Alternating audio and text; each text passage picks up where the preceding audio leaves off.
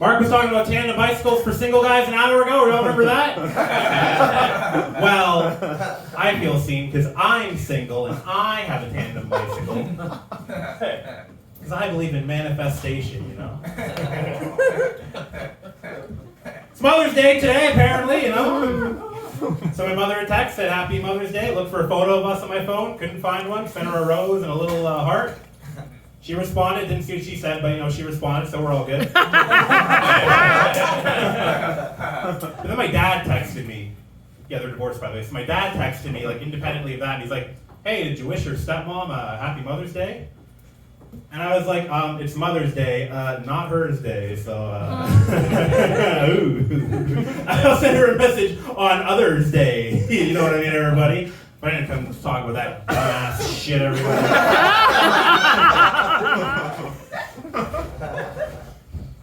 I came to talk about the Bible. More specifically, my favorite story of the Bible. Jesus curses the fig tree. I feel like some of you might have won back. Once I clarified what I was going to do. We all about the miracles and the blessings of blah. You know they did curses too? This is a full-on witch man running around. He can do anything.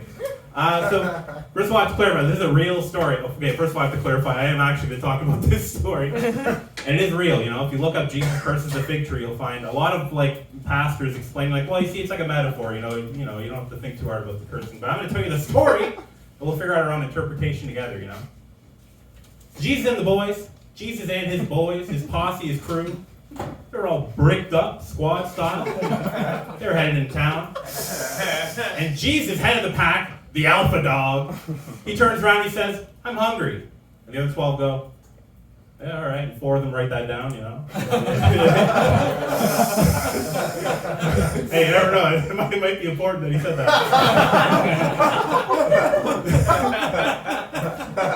So Jesus is hungry, and that's a problem for everybody, apparently. So he just wanders into someone's front lawn and walks over to their fig tree, you know. And he goes over and he goes to get a fig, but, you know, the tree's empty.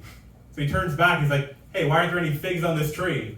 And again, you know, there's just 12 people there like, well, you know, you see, we already know that you know, because you're like the all-powerful one. You're the smartest person, you're smarter than all of us, but you might have just had a lapse in judgment. You might have forgotten that figs actually aren't in season this time of year, you know?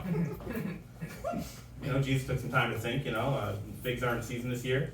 Then he said, "Yeah, I guess they never will be again." And he touched the tree, and then it died.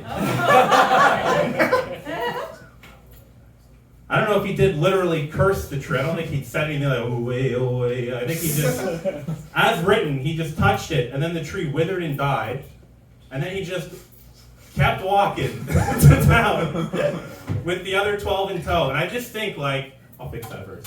I just think, like, if you're the dude and that's your tree, like, what do you even do in that situation? Like, you're like, "Oh, some dude just hopped our fence." Wait, is that the Son of God? What's he doing to the tree? Oh my God! My tree!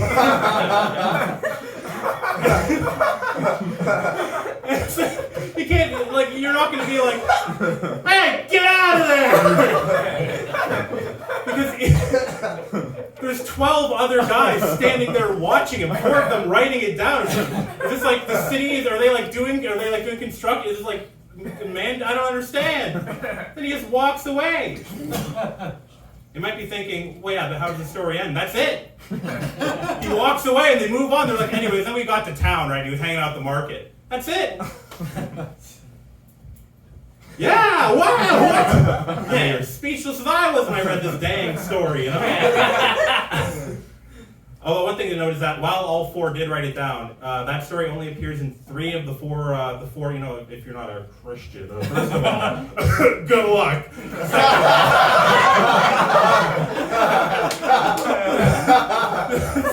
Second of all, there's 4 books that all tell the same story, you know, because, hey, Christians love repeating themselves, you know? So there's Matthew, Mark, Luke, and John. Matthew, Mark, and Luke were like, "Oh, dude, when that time he killed that tree for no reason and kept walking, dude, we got to put that in there." And then John was like, Do we really have to let everybody know that he does curses too? Can we just like do the miracle stuff before that? Like, by the way, he cloned enough fish for an entire city, but he couldn't find one fig for himself. And just to wrap it up, I know Mark's like, I don't care about any of this gobbledygook. I will say, I said earlier we're going to figure out the meaning of that thing. It's all up to interpretation. My interpretation is that you're not you when you're hungry. Thank you so much, everybody!